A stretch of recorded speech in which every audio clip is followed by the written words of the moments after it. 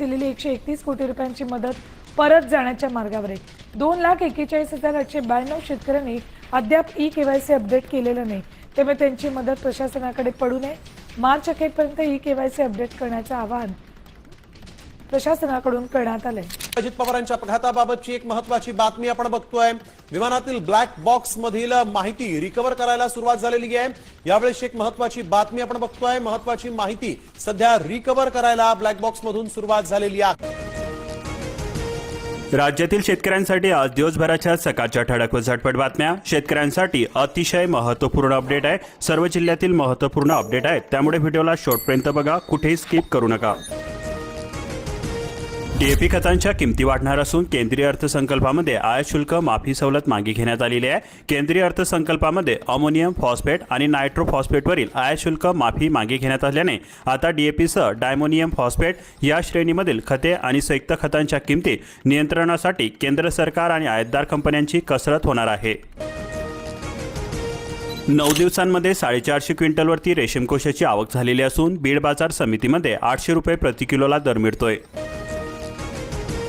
अन्यथा पुन्हा शेतकरी आंदोलनाची पुनरावृत्ती होणार। भारत अमेरिका करारावरून शेतकरी संघटनांचा इशारा, आमच्याकडे दुसरा पर्याय नसेल, अशा प्रकारच्या सूचना देण्यात आल्या। सरकारकडून 2.5 कोटी आधार कार्ड बंद करण्यात आलेले आहे। केंद्रीय मंत्री जितीन प्रसाद यांची लोकसभेमध्ये ही माहिती देण्यात आलेली आहे। Unique identification authority of India म्हणजेच भारतीय विशिष्ट ओळख प्राधिकरणाने म्हणजेच UIDAI सुमारे 2.5 कोटी मृत व्यक्तींचे आधार क्रमांक बंद केलेले आहेत। शेतकऱ्यांच्या हिताला व्यापार करारामध्ये धोका देण्यात आलेला आहे। भारतीय बाजारपेठेमध्ये साठवणूक होणार, पुनर्विचार करण्याची मागणी केली जाते। पंतप्रधानांचा राज्यसभेतील भाषणामध्ये विरोधकांवरती घणाघात, काँग्रेस माझी कबर कधीही खोदू शकणार नाही असे पंतप्रधान मोदी म्हणाले। तसेच ते म्हणाले, विरोधी पक्षाला निवडणुकीमध्ये सलग होत असलेले पराभव आता पचवता येत नाहीत। विरोधकांचा गदारोळ हा महिला राष्ट्रपतींचाच नव्हे तर घटनात्मक पदाचा सुद्धा अपमान आहे।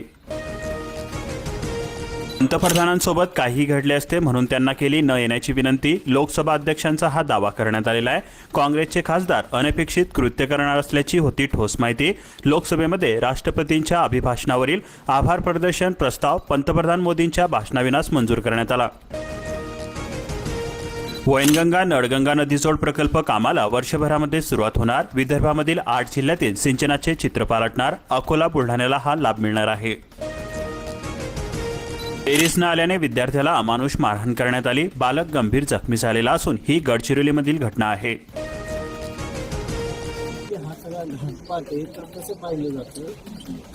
काय विमानात घडलं, कसं घडलं हे सुद्धा 9 तारखेनंतर मी स्पष्टपणे आपल्या सर्वांना त्या ठिकाणी सांगेल। जे काय आमच्यापर्यंत माहिती आली आहे, अजून काय माहिती